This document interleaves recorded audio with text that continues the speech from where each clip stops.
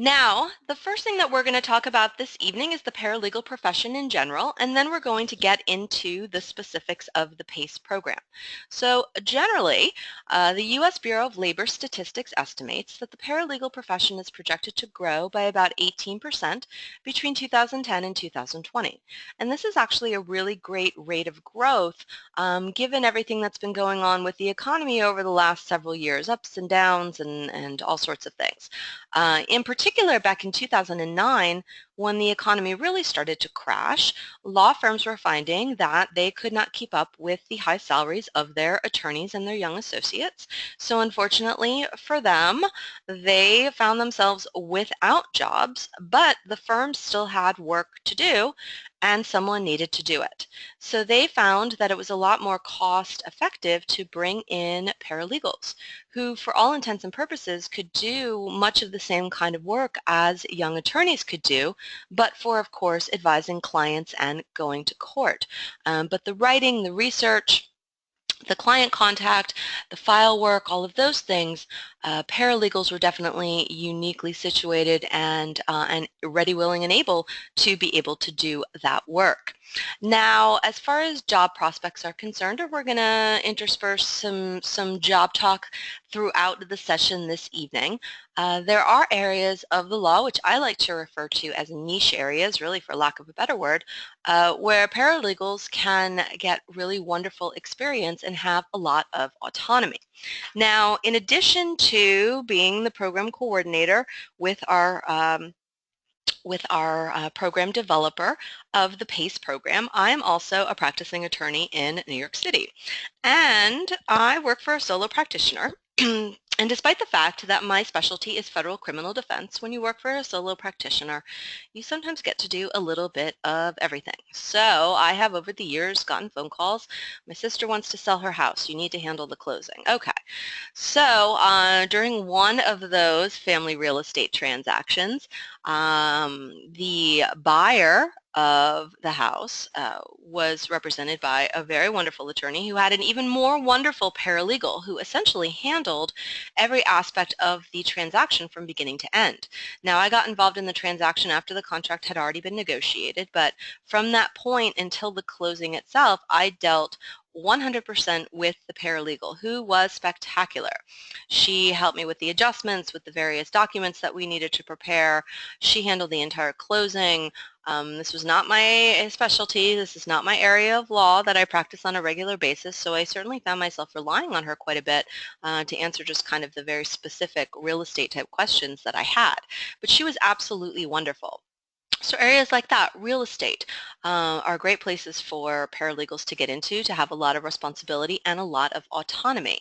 Other areas of the law which can be a little bit form heavy, which are great for paralegals, intellectual property law, a good area, immigration law, an excellent area for paralegals, especially if you're ready, willing, and able. I keep saying that. I need to come up with a different catchphrase. But if you're ready, willing, and able to keep up with the ever-changing immigration law, it's a wonderful area. And then just kind of going back to the economy a little bit, areas that are hot, bankruptcy, sometimes going hand in hand with that, matrimonial, family law. But there are wonderful opportunities out there for formally trained paralegals to jump right in and do a lot of substantive work almost from the beginning. Okay. Now, paralegals have been said to be one of the top 50 best jobs in America, according to CNN Money. So there is a lot of job satisfaction in the profession.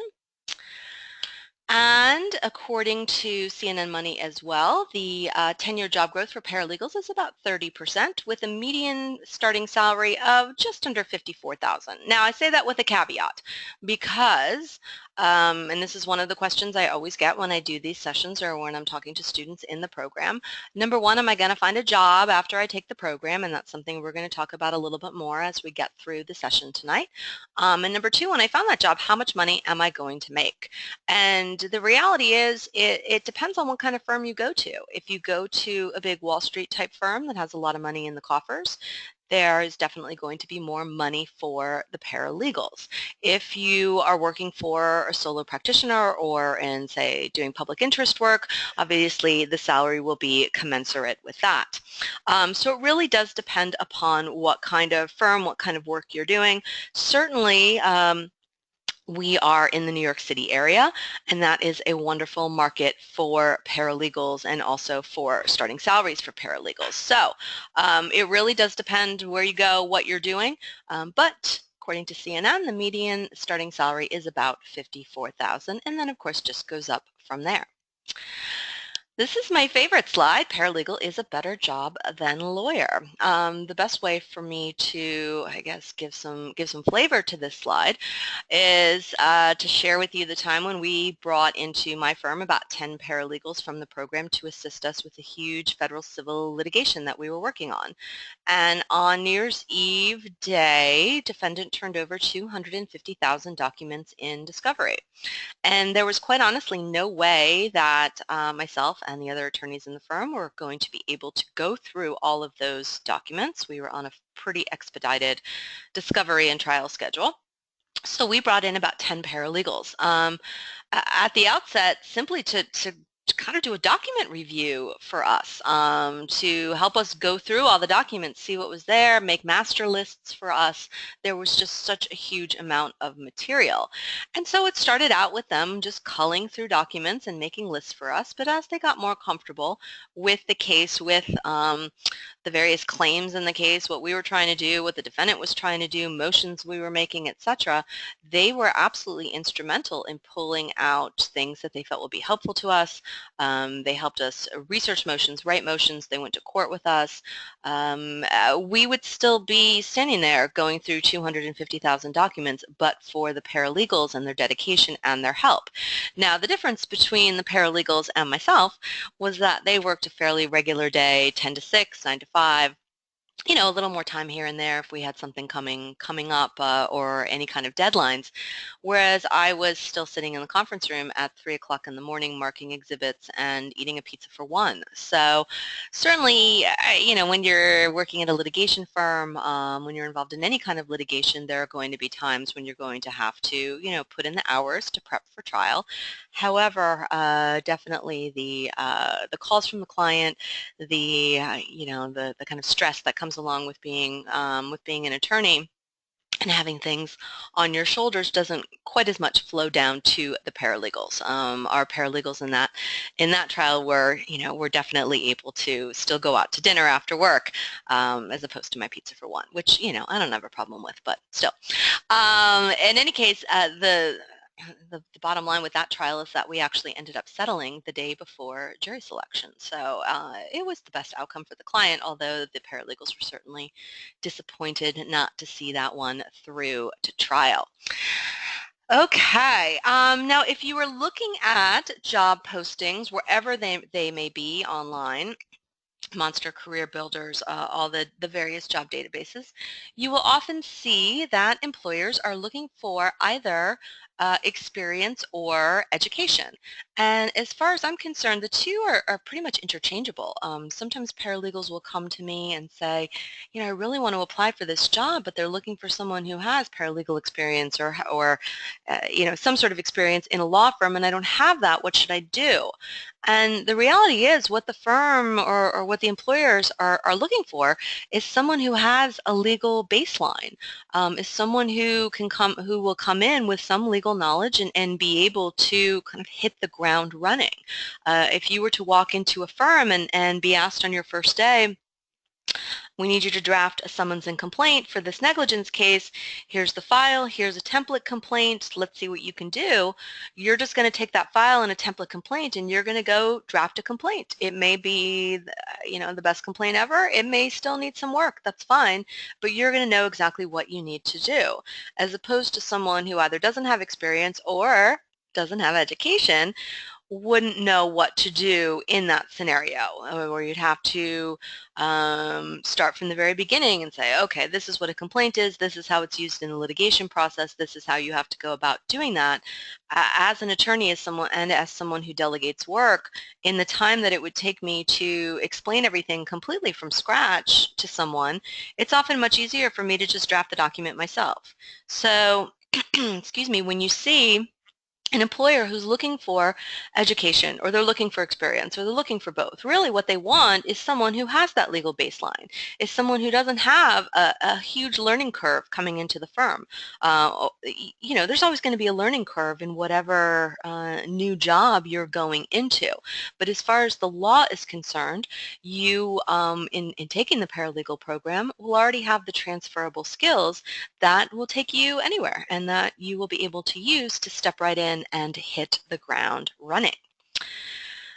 Okay, and then finally, the National Association of Legal Assistants does estimate that those who have a paralegal certificate do earn slightly more at the outset than those who do not. So, every little bit helps. Education is a wonderful thing.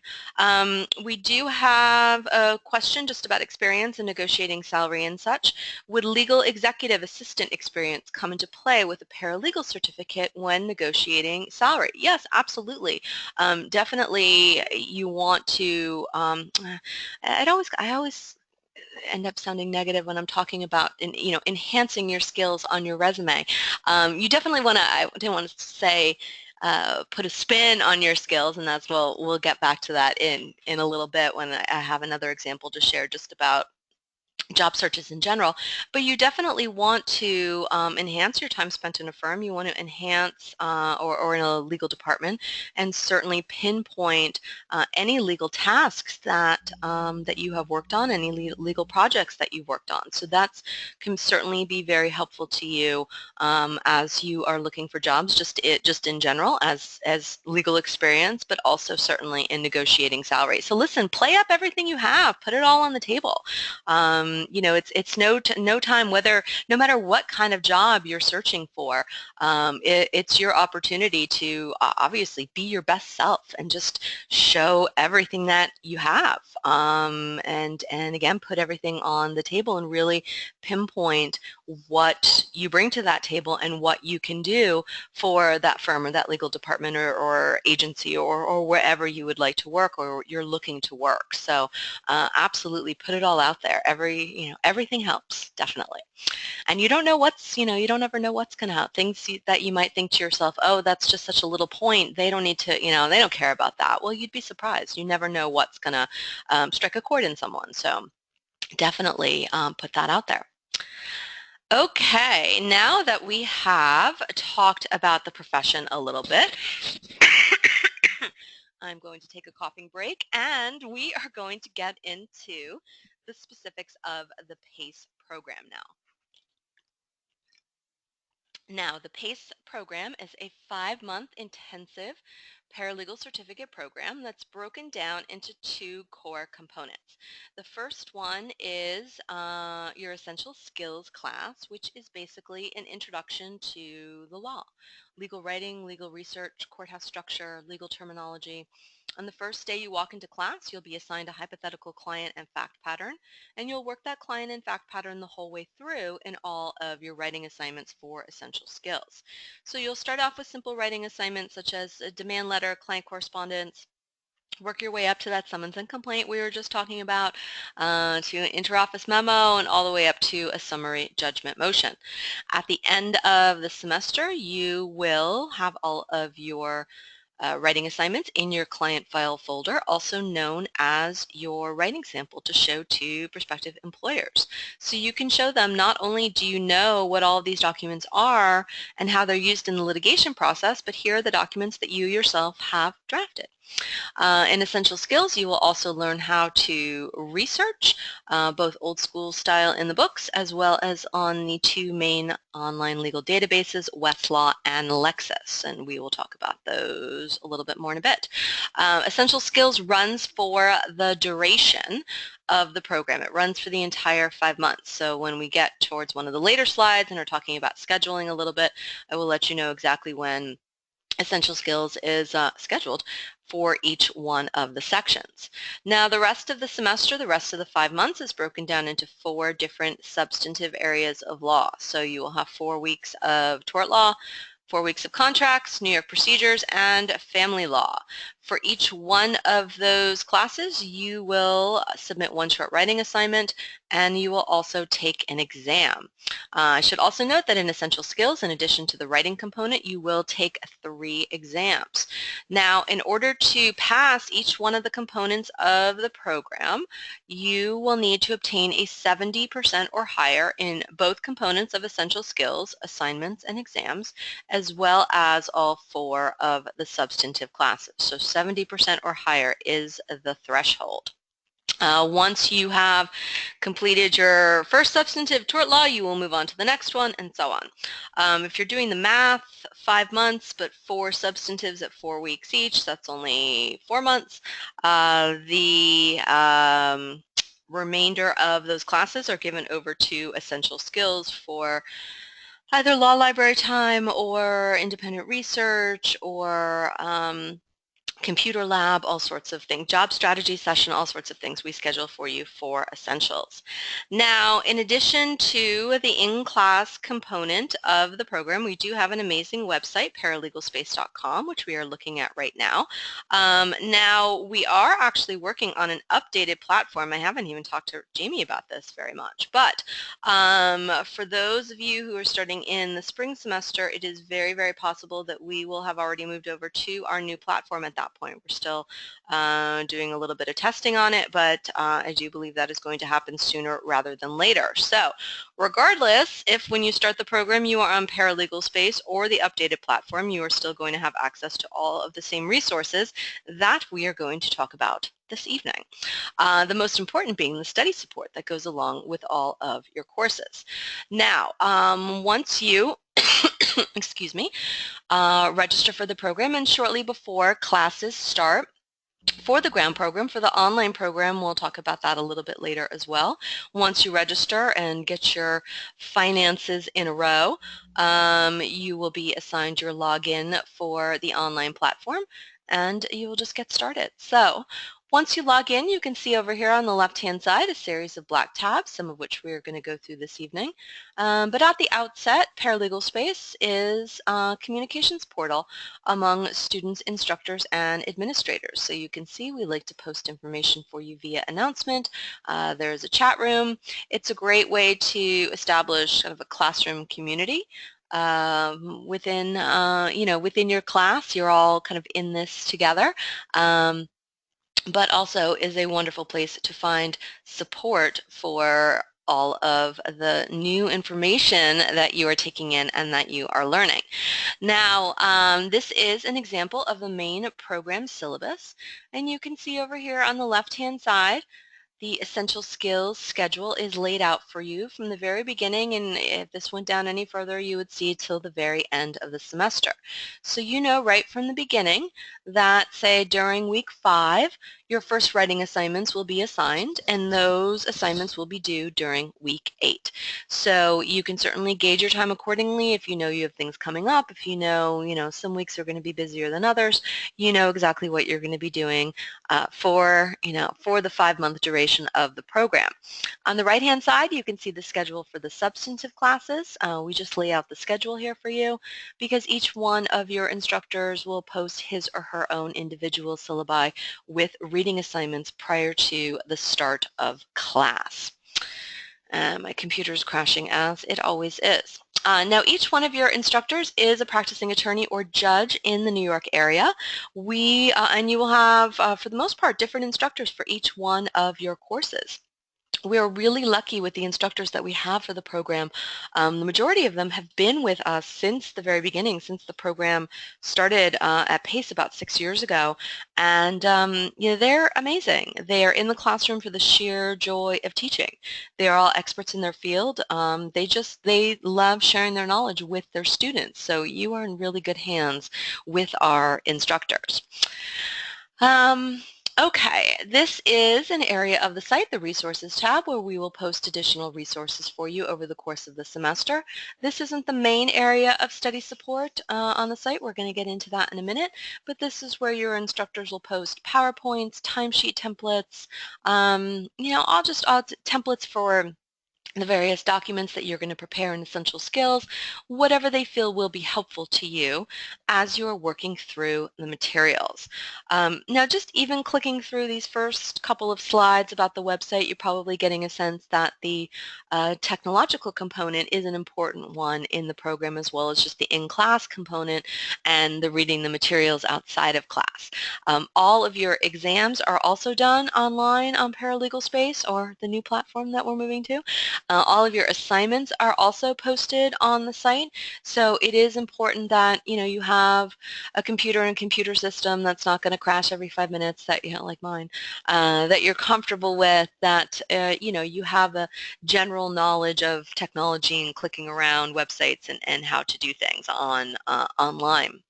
Now, prior to the start of ground classes, we do hold several webinars just like this, Paralegal Space site walkthrough webinars. So we will certainly walk you through the site, train you on the site, but you definitely want to be comfortable online because it is an important component in the program. Okay, now this is where you will find the study support for your courses. We have study support that tracks each one of the chapters in your essential skills books, as well as the materials in torts, contracts, and family law. Now, we don't have the same structured support for New York procedures as we do for your other courses. Each one of the procedures courses is developed by the individual instructors. So we don't have the same structured support there, but that's where the resources tab comes into play, because we will post additional resources for you for that particular class. However, for your other classes, this is where you will find study support to accompany everything that you are learning in each one of your chapters. Now, what we recommend that you do is read the material prior to coming to class, come to class and listen to and participate in the lectures, and then work through the corresponding study support. Now, the support builds upon what you're learning in class and enhances it. It's a great review, and it is really important to work through. Learning the law can be like learning a foreign language, and it's not just because there's a lot of Latin involved, but it's a different way of thinking, it's a different lexicon, it's a different way of speaking, and just with anything, practice makes perfect. So you definitely want to work through the support because it is incredibly helpful. It is there for you, and we do find that the students who have problems in the program are those that aren't working through the support and aren't constantly working through the materials available online. So the support in Essentials kind of runs the gamut a little bit. So we'll have lecture notes, and here's just kind of getting into a basic discussion of that legal lexicon that I was just talking about. There are tons of mock exams, practice exams, Quizlets, quizzes, you name it. It is definitely a great thing to work through the various mock exams on the site to, again, test yourself, see where you're already an expert, see where you may need a little bit more help, but also as a review prior to your exams. So you can see here within Essential Skills, once you take a mock exam, you will get instant answer, I guess, gratification. I can't say grading gratification because none of these are for grades. These are just for you for your review. But you will then get an explanation of why the correct answer is in fact the correct answer, as well as an additional study link in the event you need some more help in that particular area. So we have mock exams and practice tests for every single chapter in your essential skills books. We have them for every single chapter in torts, contracts, and family law, and just all sorts of materials to assist you. We have interactive demonstrations, we have legal cartoons, we have charts, we have pie charts, we have graphs. we want to give the information to you in as many different ways as possible to help you learn it, to help it sink in. Sometimes you need, a mnemonic to help learn something, and we'll assist with that with the study support. So, it definitely, again, I can't stress enough how helpful it is to work through this support. Also, it's a required component of the program, but it is there for you. So, you definitely should work through it. Oops, getting a little ahead of myself. We have interactive quizzes for citations, and if you've ever seen a legal case or read a legal case, you'll know that there's the case name and then also a series of letters and numbers after the name of the case, and that tells you when the case was decided, what court it was decided, whether it's primary authority, whether it's not primary authority, whether it's mandatory authority on your court or persuasive authority. So you want to be able to use the cases that are going to be most helpful to your client. And then we have paralegal perspectives. Sometimes you'll read about something in a book, but there may be a twist to it in practice. So we'll tell you about that twist. We'll tell you about things that you may need to look out for in practice. So excuse me, so many different resources available to you within the study support. Now we have a couple of additional labs on the site as well. This is the Law Library Lab, and it's not an actual law library where you can do searchable research as you would in a brick and mortar library or on Westlaw or Lexis, the legal databases. But it is an area of the site where you can work through the types of materials you will find online or in a law library to ensure you understand what do I use in my legal writing? How can I put forth the best argument for my client, and how can I best support it? So what you will do is you'll click on a book in the stacks and take a look at it, and that book will open up. And so you'll have an opportunity to see how the book is organized, how you can find what you need to find. Being an efficient researcher is a really important important quality in a paralegal. So you can definitely get a lot of practice being efficient researchers in the paralegal program. If you let me go back for 1 second. You click over here at the top. You can learn all about how the materials are organized, where do you look for what you need to find, and just essentially get comfortable with those materials. You will also learn how the materials are updated, and then again, just the best way to work through them and find what you need to find. Now, the part of the program that everybody is always so excited about and everybody always wants to know, when are we going to get our Westlaw and Lexis codes? Westlaw and Lexis are the two main legal databases that attorneys, law firms, legal departments, paralegals use to research case law and cases and law and statutes and everything that you need. So you will have access to Westlaw for the duration of the program, and you will have access to Lexis for 1 year from your start date. So even once you have completed the program, you will still have continued access to Lexis. Now, Westlaw and Lexis are they're pretty much interchangeable in practice. Little differences here and there. But you learn both of them because you don't know what you're going to get in practice. In reality, Westlaw and Lexis are very expensive. So law firms, legal departments, etc., generally have only one or the other. Here in the program, you have access to both. That's part of your technology fees and the purchase of your essential skills books. So you can pretty much stay logged on to Westlaw and Lexis for as long as you want. In practice, you'll want to get on either one of them, find what you need to find, and log off quickly, because as you are researching and as the clock is ticking, the dollar signs are going up and those costs are being passed along to your clients. So that is another reason why it's very important to be an efficient researcher, because legal research is expensive. So here in the program, you can click around on Westlaw and Lexis for as long as you want and get comfortable with both of them. And there are other legal research databases that are starting to come out here and there these days. Once you get comfortable in one of them, you will definitely have a sense of how to research on others. It's really a matter of coming up with the proper search terms. If you are working on a negligence case, you don't want to enter, automobile accident injuries negligence because whether it be Westlaw, Lexis, or another search engine that you're using, they're either going to come back to you and say, here are 10 million cases for you to start reading, or they're going to come back to you and say, like, there are just simply too many cases for us to pull. You really need to narrow down your search terms.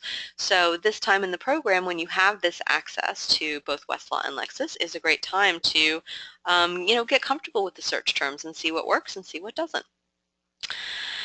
Okay, two other labs I will talk to you about right now within the study support. This one that we are looking at right now is the legal writing lab. Now, there's no reinventing the wheel in the law when it comes to legal writing, especially when it comes to drafting litigation documents. If I have drafted a summons and complaint in an automobile accident case 6 months ago, and a new automobile accident case comes into my office, I am not going to start that complaint from scratch. I am going to take the one I drafted 6 months ago, take those facts out, put the new facts in, and shine it up nice and get it ready to go. So with that in mind, we provide you with templates for all of the documents you will prepare in your Essential Skills class. Now you will have access to the New York templates because of course we're in New York, but you do have access to all 50 states and the federal jurisdiction. So that is all there for you. But when you are ready to start working through the templates, you will basically click on the tab for the document at the top of the page that you would like to draft. And over here on the right-hand side, you can receive step-by-step instructions in the drafting of that particular document. So you can listen to a little audio lecture about the document, and then you can also read the various components, here we go, that you need to include in the document. So all very helpful, especially, if you never drafted a summons and complaint before, who knows where to start? You want to look at samples. You want to look online for samples too. Look in the writing labs here. Look in Westlaw and Lexis. Even Google summons and complaint. You want to look at templates though. You want to have some sort of starting point. You want to have a baseline when you are drafting these documents so you're comfortable with it, so you know that you're including everything that you need to include. All right, and then just a couple other fun components of the website. There is a where you've been section, so you can keep track of where you've been. This is just for you. This is just for you to keep track of this. If you have worked through, and this is, I need to take a better screenshot because the way I'm about to explain this is, if you have not worked through some of the support, there will be a little red dot next to it. So clearly I've not worked through any of the support. If you have worked through it, there would be a green dot. So again, just a convenience for the students to help you keep track of what you have done and what you still need to do in the study support. And then just a help.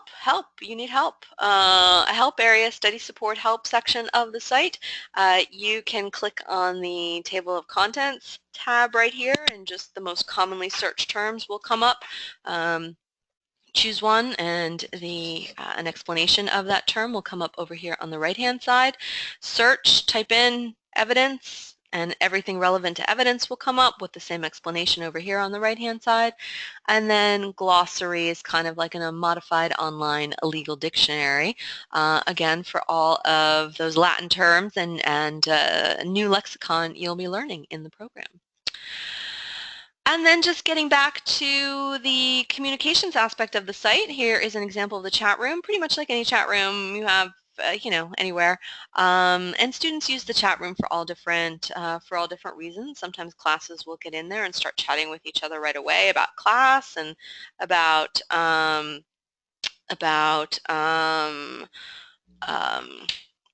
what you're working on, and just talking about the law in general, etc. Some classes won't use the chat room at all, which is fine. It's there for you to use or not use.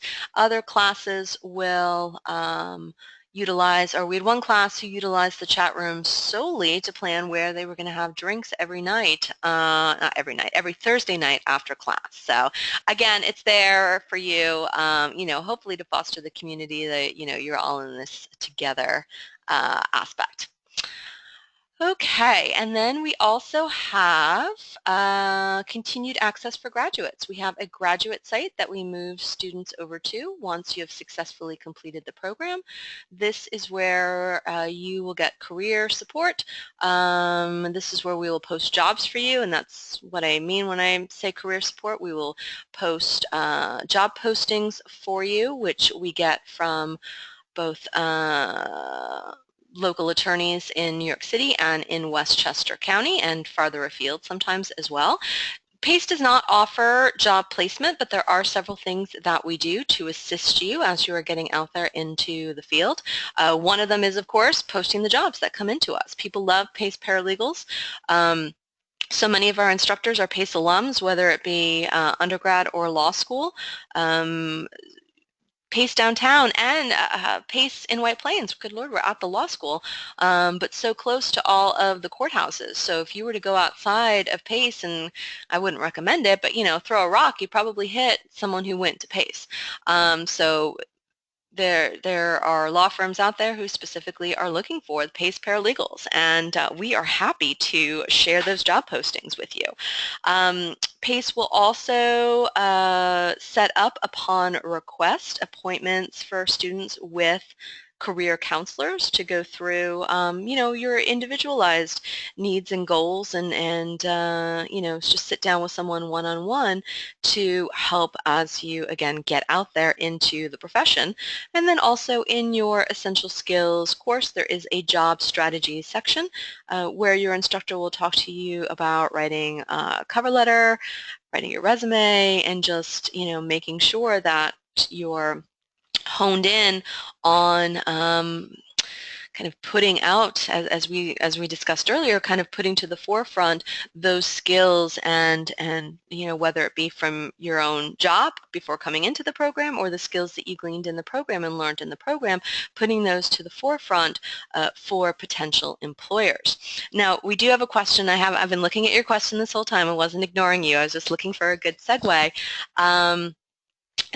Do most firms look for a bachelor's degree as well as a paralegal certificate when hiring for a paralegal position? Every firm is different, and each firm has its individual requirements, wants, and needs that they're looking for in someone. We have seen lots of paralegals who have had a bachelor's degree, who have had more than a bachelor's degree, go out there and get jobs and do very well. We've seen folks who don't have a bachelor's degree and who have a certificate who do just as well. So it really depends on the firm, and really you need to, and you'll want to just highlight the legal skills you have. If you're interviewing for a firm that's kind of very firmly saying, oh, we want someone with a bachelor's degree, and listen, sometimes that's just a default for people. Like they feel like they're like, oh, we want someone with a bachelor. Well, there are so many wonderful people out there who don't have an associate's degree or a bachelor's degree and do as well, if not better, than those who do. And listen, I love educate. I just want you to know, like, it's a kind of they're all different qualities, and they're all different requirements that firms and legal departments look for. And some of them will just have it in their mind, this is what we want. But you'll want to really highlight what you can bring to them, what skills you have. If that's something they really want and you don't have that, it's fine, but you want to kind of highlight other things and get in another way. So anyway, the bottom line is it obviously depends upon the firm. Okay, we have one other question. Is this the same program that is being offered 2 nights a week for 5 months? I saw some day classes on the initial schedule you showed us. Wasn't sure if that was just an example. Yes, that's just an example of the main program syllabus. We're about 1 or 2 slides away, maybe not even that many, from going through the schedule for the upcoming spring semester. So that sample program syllabus that I showed you, that was actually for a weekend class, but it's just an example example of how the syllabus is structured and basically how everything is set out for you from the very beginning. For anybody who is not in the New York City or Westchester area and who may not be able to get to the campus classes, we do have an online program, which we're going to talk about in a little bit as well. So let's kind of get into the specifics of those programs and also the upcoming spring schedule. This is PACE Downtown. If you have not already done so, I would encourage you to take the program test drive at paceparalegalstudies.com. There is, kind of some online quizzes you can take, kind of a modified version of the site that you can click around on and just get comfortable, with what you're, going to be in for 5 months or longer, the online program. Okay, here we go. Here's the schedule for our spring semester. That is starting in March, spring 2017. That's so hard to believe. For the Midtown campus, at 551 Fifth Avenue at 45th Street. Saturday classes from 10 a.m. to 3:30 p.m. starts March 11th and goes until August 5th. You will have essential skills from 10 until about 12 or so, and then your substantive classes will start at 1 and go until 3:30. Also in the Midtown campus, Tuesday and Thursdays, 6 p.m. to 8:30 p.m. starts March 14th and goes until August 10th. Essential skills taught every Tuesday, and then your substantives on Thursday. Both of those at Pace Midtown location, 5th and 45th, right near Grand Central, so super convenient. The downtown campus, 2 sections, both of them on Monday, Wednesday. The evening classes from 6 to 8:30 p.m. starting March 6th going till August 2nd. Substantives on Monday and essentials on Wednesday, unless we flip that around between now and then. Same thing for day, 10 a.m. to 12:30, starting March 13th and going until August 9th. Substantives on Monday and essentials on Wednesday. And then the law school, 78 North Broadway in White Plains. Saturday classes, just like the Midtown Saturday classes, 10 a.m. to 3:30, March 18th to August 12th, essentials in the morning and substantives in the afternoon. Tuition for the campus program, $49.95 plus materials of approximately $600. I say approximately because the essential skills books are a required purchase through the program, as they do include technology fees for the website and for Westlaw and Lexis.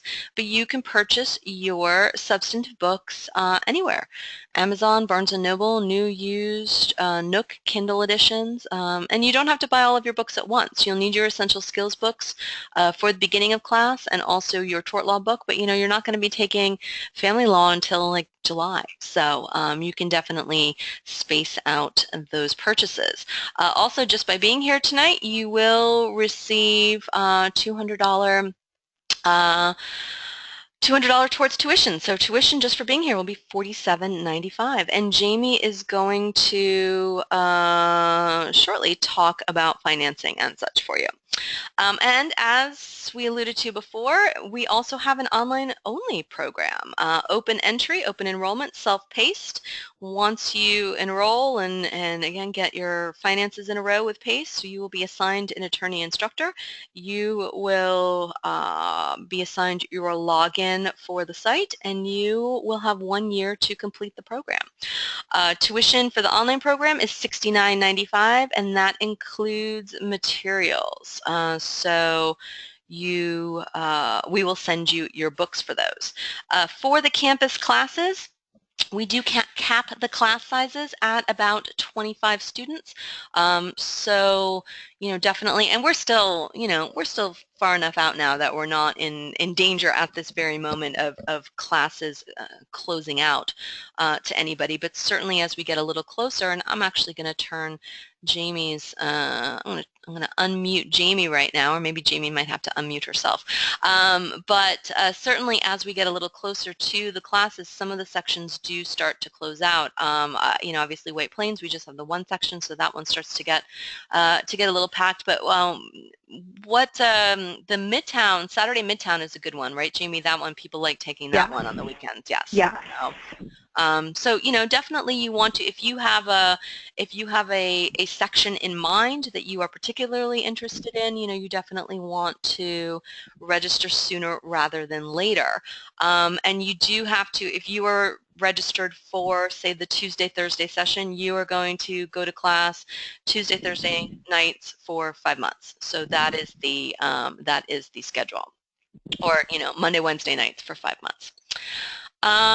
Okay, we also have, and in just a second we'll get to you, Jamie. We also have online specialist programs. So these are for students who already have some sort of legal baseline or a paralegal certificate or paralegal experience. It's kind of on a case by case scenario. We decide if you have legal experience that will be helpful to you for taking a specialist, but I'm kind of starting to babble a little bit. But the specialists are online certificate programs where you can specialize in particular areas of law, where you can get additional experience in areas that the certificate program may not necessarily cover. If you find that you're working at an immigration firm and we certainly don't teach immigration law in the certificate program. You may want to take an immigration specialist. Intellectual property, we have about 20 different areas of law, so you name it, there is probably a specialist for it. For the specialist, structured very much like the online program, open entry, self-paced, you will be assigned an attorney instructor. For each, you will take 2 required classes and 1 or 2 electives, and you will have 2 assignments and 1 exam for each class. So, and for the specialists, they're $19.95. We will send you, yes, we will send you your books for those as well, and you will have 6 months to complete each specialist. All right, I think it's on you now, Jamie, so I can finally start coughing a little bit and take my sip of water. So, all right, Jamie, it's all you. Okay, so I'm going to talk about the financing options that we have available for the program. So our first one, and this is one of our most popular ones, it's the tuition payment plan.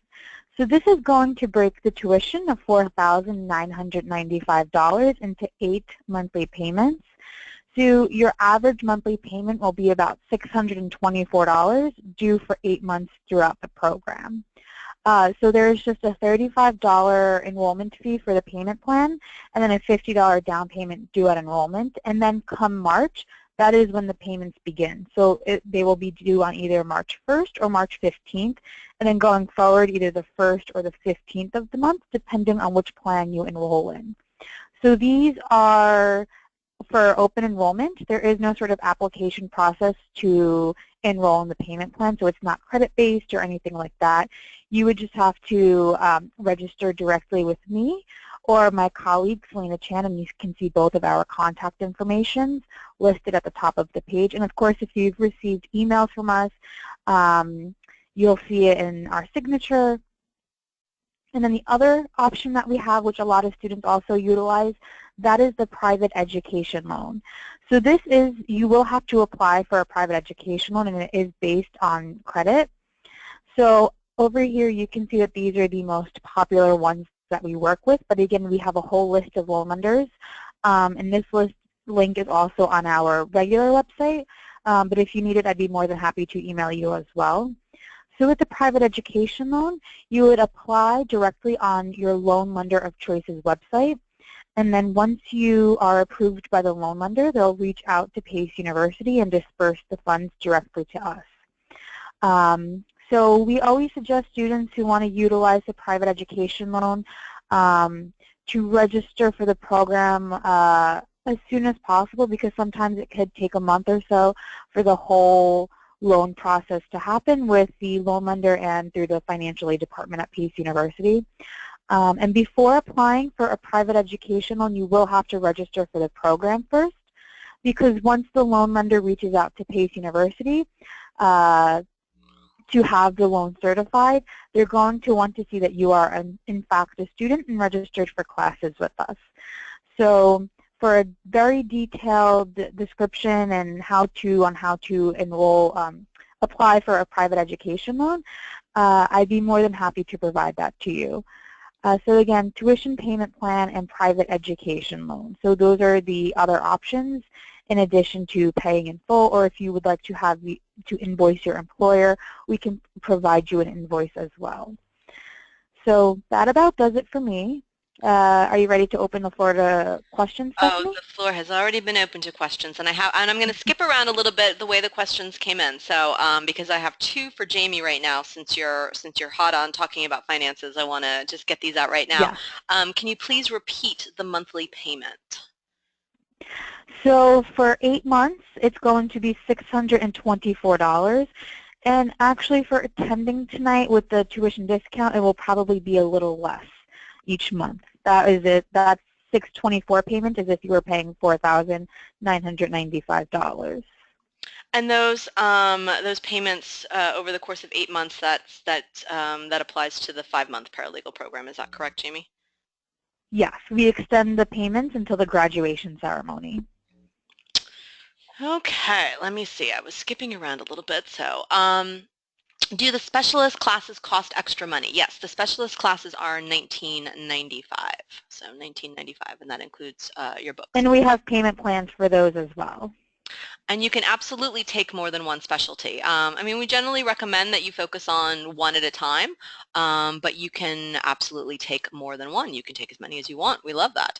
Um, the let me see. Hang on one second. I'm kind of starting to skip around. I'm starting to skip around a little bit too much now. So, and questions are coming in fast and furious. So, oh my goodness. All right. Okay. Let me just go back to one of the ones that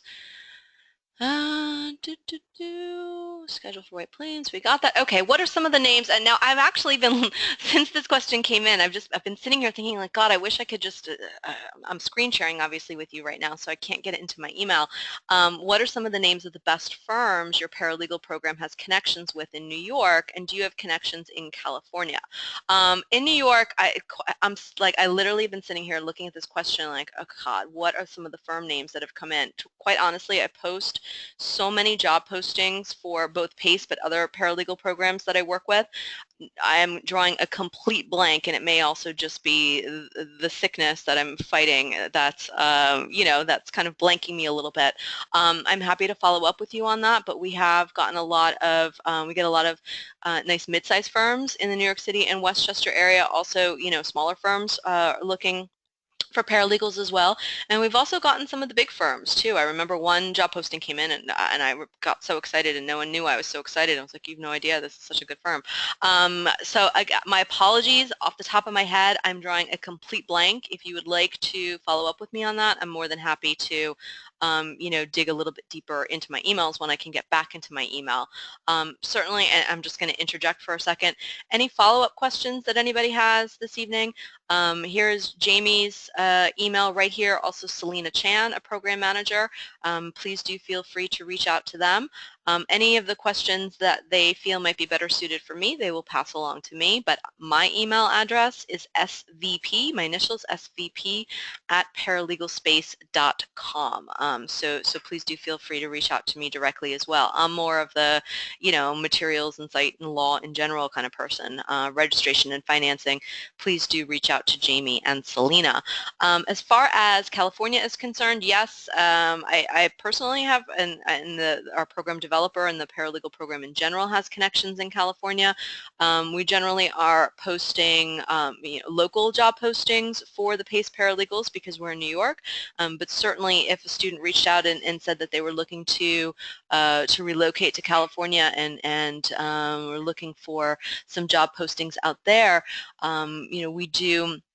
we do have programs in Northern California, actually. So I often see job posting for the San Francisco Bay Area, also Sacramento. So I'd certainly be more than happy to pass those along, for anyone, again, if you, were planning on relocating, whether it be California or, or another state.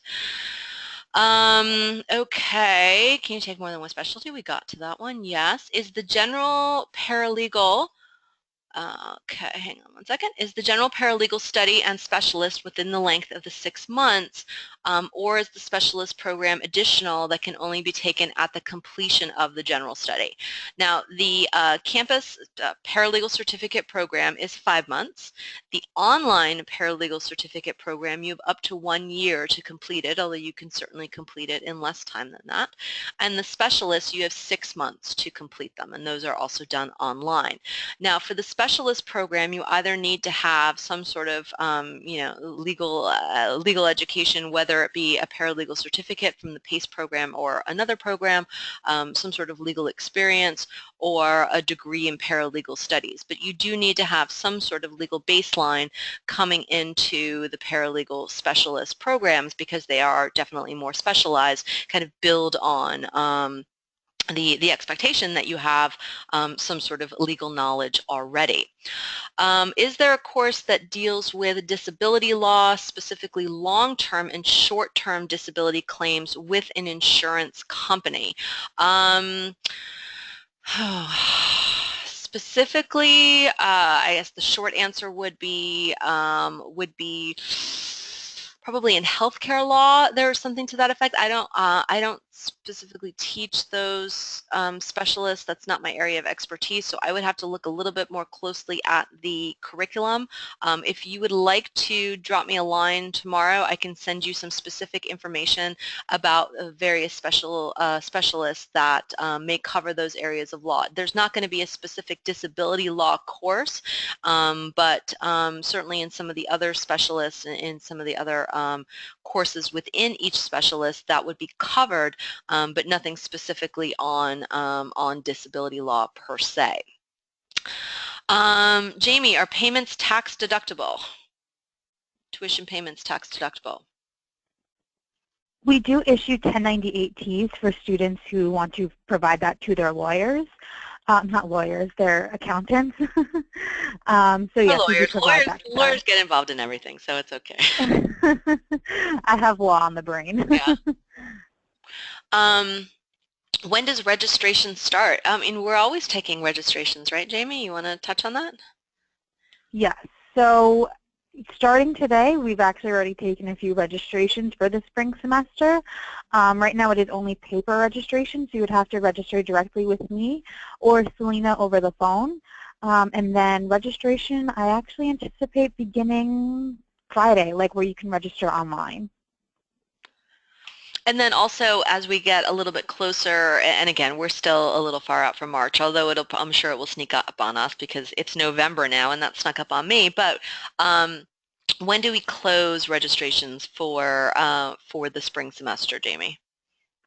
So we close registrations once a course is full, so I can't really predict when a class is going to fill up, but the closer we get to the start of the course, the bigger chance it is that the course will close. But we will accept registrations for a class until the week of the course starting, if there's still room in the class. So if you call me on a Monday for a class that starts that Saturday, I can still accept your registration. And as far as payments, Jamie, once someone starts the payment plan, when do the payments start, and when are the when are the payment dates, or are payment dates something that the student can choose? So if you were to enroll in the program, say in February, we're going to ask for an $85 fee. That's $35 for the enrollment, and then $50 for the down payment of tuition. And then, so that's February, and then come March 1st or March 15th, depending on which due date you choose, that is when the $624 will be due. So you can choose between the 1st or the 15th of each month, and then the payment plans begin in March. Okay, is this considered a non-credit certificate program? Yes, it is. And is PACE ABA approved? Oh, this is going to be a long answer, but I want to give you a complete answer. For those of you who don't know, ABA is the American Bar Association. It's not like the bar of the state of New York or another state that, you know, attorneys need to pass and be admitted to in order to practice law. It is a voluntary association. When I graduated from law school, I joined the American Bar Association. I paid my fees. I got a lot of mail and magazines, which I enjoyed reading and such. But it's definitely a voluntary association that one can join. Paralegal programs can also be ABA approved. To be ABA approved, the paralegal program has to, number one, write a check to the ABA, but also there are very specific curriculum requirements that the ABA requires in its paralegal programs, or those that it approves, which make the paralegal programs more akin to almost an associate's program or an associate's degree in paralegal studies. It adds additional substantive classes, it adds some liberal arts classes and such. It lengthens the program. When this paralegal program was developed, it was developed specifically for students to be able to learn those transferable skills, get those skills, those legal skills that you could take right out there and start working within a short period of time, whether it be 5 months or however long it takes for someone to complete the year-long online program. We wanted students to be able to get out there and start working sooner rather than later. So a very specific decision was made not to seek ABA approval for the program. This program is taught at about 12 universities around the country, including PACE. It is taught at UC Berkeley, University of Miami, University of Texas at Austin, Duke, Rice University. None of those programs have ABA approval. None of them would like to seek ABA approval. And of the about 1,200 or so paralegal programs that are taught around the country, only about 250 to 275 of them are ABA approved. And you will find that they are generally the programs that are affiliated with smaller community college type universities, type schools. Those that don't have the same name recognition as, say, Pace University or some of our other programs. So it is not ABA approved. It is not, ABA approval is not something that we are planning on seeking at any point in the near future for the program. The PACE Law School is ABA approved. The program has been vetted by the law school. You know, we don't fall under their umbrella of ABA approval, but at the end of the day, it's not something that, you know, that we have found has been any kind of issue for the students. You know, you'll find that there are some law firms that this is important to, ABA approval. You know, and you can usually get past that by, you know, showing them this is the curriculum, this is what I've done, this is, you know, this is what I learned in the program. As someone who has, you know, practiced law in New York City for almost, oh God, almost 16 years now, and who has hired paralegals, it quite frankly never, I didn't even know until I got involved in the paralegal program what an ABA approved program was. What I was looking for is someone who could come in and start working and start helping me as soon as possible, and someone who I wasn't going to have to start completely from scratch with. You know, I always have all good intents and purposes to want to train people who come into my office, who come and work for us, but I just don't always have the time. I want someone who's going to come in and really be able to hit the ground running. So what I'm looking for is experience, is education, you know, again, ABA approval is not something that really, again, I didn't even know what it was, never even occurred to me. Again, you will find firms that it's important to them, and that's fine. Everybody has their prerequisites for what they're looking for in paralegals, but I can't say over the years that it's ever been any kind of sticking point for our students as they have gone out there looking for jobs. Again, the bottom line is you need to make the best educational decision for you. So if an ABA approved program is really what you want and what you're looking for, then that's, you know, then that's the best decision for you. But it hasn't been any kind of issue for any of our students. Yes, we are recording the session. So if anybody would like a copy of the recording, I will be sending it to Jamie tomorrow morning. So please do reach out to her and she will be able to pass that along to you. Well, we have some choice of our client and complaint sample we receive at the beginning of the program. In the Essential Skills books, there are about 40 different fact patterns, 40 different clients for students to choose from, and in each one of the Essential Skills instructors is a little bit different in how those choices are made. Sometimes just on the first day of class, your essential skills instructor will ask you to pick a number between 1 and 40, and whichever number you pick, that's your client.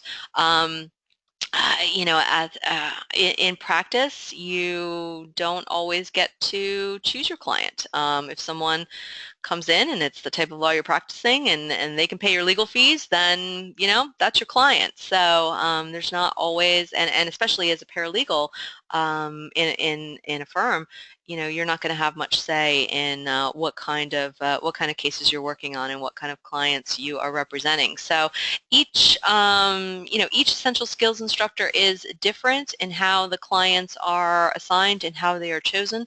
Certainly, if you have, very strong feelings, pro or con, for a particular client, you can certainly broach that with your essential skills instructor. But I think for the most part, it can be, it's pretty random. It's basically, pick a number between 1 and 40. So, so definitely read the clients, read the fact patterns in advance, so then you'll know what number to pick.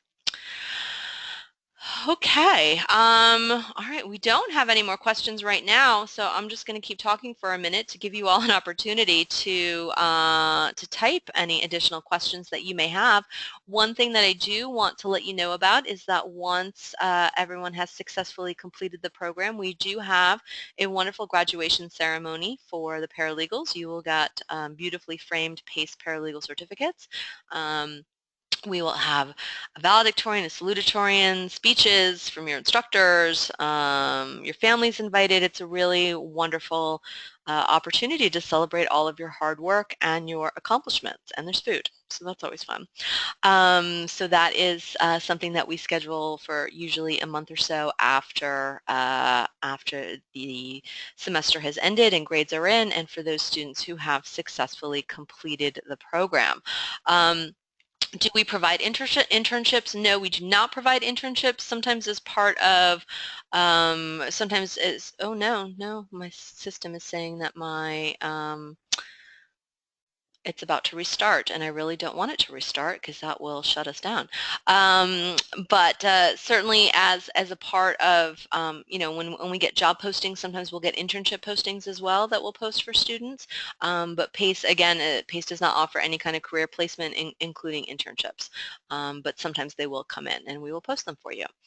Another thing I wanted to mention is that we also have campus classes in the fall. So spring and fall are 2 semesters for paralegal. Fall classes generally start late September, early October, and they will go through, usually early to late February, depending upon when they've started. So if the spring semester is, for whatever reason, not going to work out for you, that's totally fine. We will be back in the fall, as we always are. I want to once again point out Jamie's email address, Selena's email address. Sometimes the best questions, the most important questions, are those that you remember after we have logged off for the evening. So please do feel free to follow up with any questions to them at those emails. Again, my email, my initials, svp@paralegalspace.com, especially for those of you who had specific questions that I wanted to follow up on, please do follow up with me tomorrow. If you do not sign up for the spring semester, we still know who you are, and your $200 discount will be applied for any future semester that you may register for. Will you have access to a campus library while in the program? At White Plains, the classes are held at the law school itself. And I believe, Jamie, you send a list of students to the librarian every semester so they know who we are and the students are able to. Yes, and that list includes the roster for all of our sections. So if you register for a downtown Manhattan one, you have access to the law school library. Right, so the law school library is in White Plains. There is no law library at Pace downtown. I do know that we can certainly make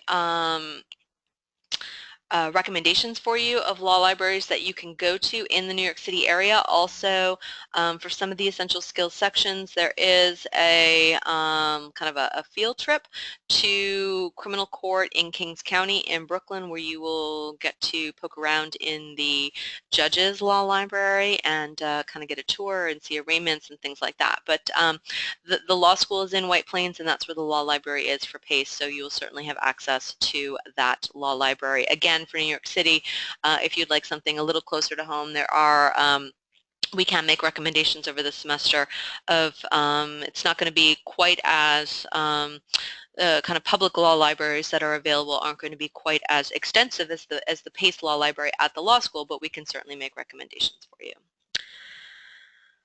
All right, Jamie, any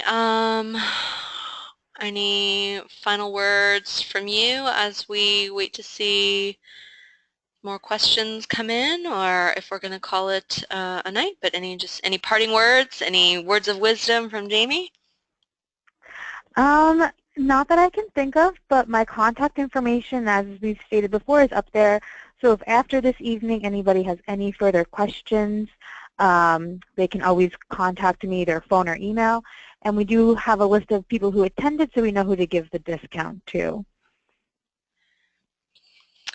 Yes, and for some of you, we just have your email address, and that's fine. We still know who you are, but so for there are a whole bunch of people, and I very much appreciate you being here tonight. There are a whole bunch of people who have coming up as webinar participant, and just the way that this system is structured, in order to register you to get the login information, I needed to include a first name and a last name, and we didn't have first names and last names for everybody. So I registered everybody as webinar participants for whom I did not have a first and last name. In the past, I had registered everybody as FNU for first name unknown and LNU for last name unknown, and people were freaking out because that's what's on criminal indictment sometimes. So nobody really liked that. So I thought webinar participant was a little bit more civil for our purposes here this evening instead of FNU LANU. The website for the test drive, paceparalegalstudies.com. So please do take a look at that and click around. Okay, we'll give a second for any final questions that may come up. Again, spring and fall, every spring and fall, we are good to go. For online, we are always good to go. So if you're interested in the online program, again, just, get it all together and, reach out to Jamie, and as soon as you are good to go, we will set you up on online. Jamie, if someone wants to tour the campus, can they contact you for that? So we don't really do campus tours, but they can, of course, always come down and visit me at 163 William Street, which is where the Monday and Wednesday courses take place downtown. And if they wanted to come to Midtown, they can absolutely, I'd meet them there as well. Law school, we don't have any offices there, so I can't really arrange a tour there.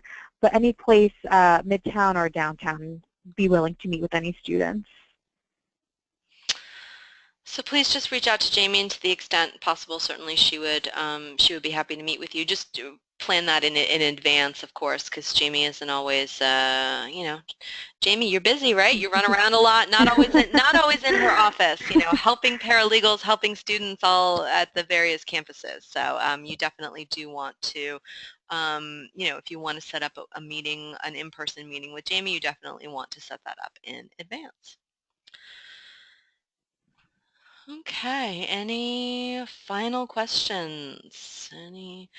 Again, listen, we're here for you guys, even after we log off tonight. So, If the program is completed in 5 months, but the graduation is in 8 months, when is the actual certificate received? So the actual hard copy, well, so for our spring semester, actually, the spring semester ends in, again, varying dates in March, but that spring graduation is already set for March 17th, 2017. Is that correct, Jamie? Because that's what I have on my calendar. Yes. That's at least what I have on the Yes. calendar in my mind. The spring graduation is set for May 17th. Your framed certificate will be presented to you at that time at the actual graduation ceremony.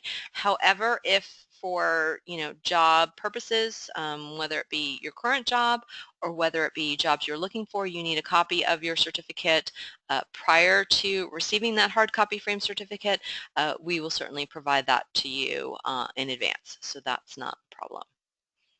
But the ceremony itself will be in May for the spring class, and then for we take oh, wait a minute, or is that the fall class? I'm sorry, the fall. Okay, the fall semester that we are, listen, it's already dark out. I'm getting all screwed up. The fall semester, So the fall, I can't with this getting dark early. It's driving me insane. Our fall semester that is going on right now, the graduation is May 17th, 2017. For all of you, if you are interested in the spring semester ends in August. That graduation will probably be at some point, in like early October, something like that, Jamie. I always try to aim for early October, early to mid-October. We can certainly, if you need a copy of your certificate prior to the actual graduation ceremony, that can be provided to you.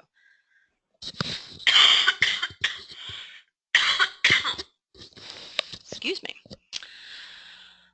Okay, let's give a minute to see if any additional questions come up.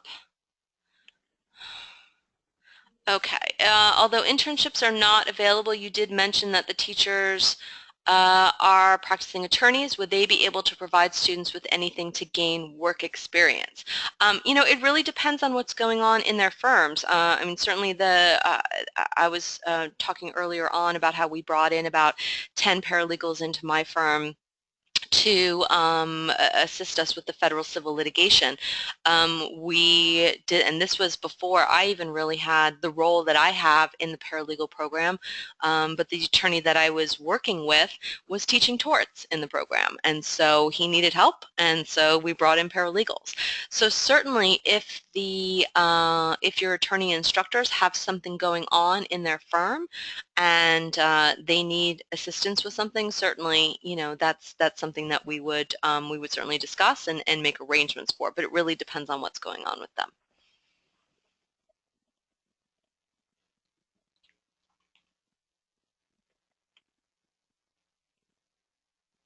And we've also had research projects that we've given to paralegals. Also, there have been, the instructors have had, again, depending upon the instructor and what kind of work they do and the firm and such, we had one instructor who had a big arbitration that was going on and needed some assistance with research. So things like that will come up also over the course of the semester. Again, not all the time. It really depends on what's going on in their practice. So, it's it does happen. It doesn't necessarily happen every semester. Does the main paralegal program touch on all legal departments? So we focus on the main area. Well, okay. We focus on areas of law that are, I guess, most pertinent in law firms. Contract law, and being able to analyze contracts or just know contract law or draft a contract, that is hugely important in various areas of law. And often when you learn one legal skill, it is transferable to other areas of law. So certainly contract law, while it's not focusing on, say, real estate or intellectual property specifically, you know what contracts are about, and contracts are involved in those areas of law. Tort law, God, I mean, even I had a tort case once. I mean, there's tort law is a huge area of law. I can't remember the exact statistic, but I was reading about it earlier, not earlier, at some point recently. but torts and contracts make up the vast majority of legal positions that paralegals obtain, or that paralegals are working in, or areas of law that paralegals are working in. So when we first partnered with PACE to bring this paralegal program to PACE students, we talked about the areas of law that were going to be the most beneficial to the students, but also were areas of law that were important in the New York area and were kind of quote-unquote hot in the New York area. And those areas that we focused on were, in addition to essential skills, which is the core course that all the paralegals take, torts and contracts, again, making up the majority of jobs out there for paralegals. New York procedures, hugely important just to kind of understand the procedural aspect of the law in New York courts and the court structure. And then family law. Family law is a huge area of law in New York, and I mean across the country, but specific in New York, specifically, you know, for better or for worse. So certainly you are going, and I keep using the same term, transferable skills, but you are going to learn these transferable skills which you can take to other areas of the law. Again, you specifically mentioned real estate.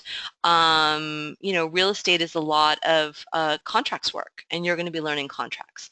So you know, you can take what you learned and parlay it into other areas of law, and certainly there are going to be specifics that you may or may not know, and you know, need to do your homework a little bit on it, or take a specialist course on it, but you will have those kind of core skills. Litigation, essential skills is, you know, you're going to be drafting litigation documents, so you're going to understand and learn about all the various stages of litigation. In your experience, are paralegals hired as law clerks? Well, I mean, the term law clerks is generally used in the courts, and law clerks for judges are attorneys. So paralegals in the court context are not going to be hired as law clerks. They're going to be hired as paralegals. If a judge or if a court is looking for, you know, for someone in that role. Again, there's different terminology used by different firms when it comes to you know, the position that they're hiring for. Sometimes they will hire, you know, the work that they're doing is paralegal work, and they'll call it a law clerk. Or sometimes the work, you know, they're hiring for, you know, for what is paralegal work, but they may call it more of a legal assistant. It really depends on, again, the firm and just sort of the terminology that they're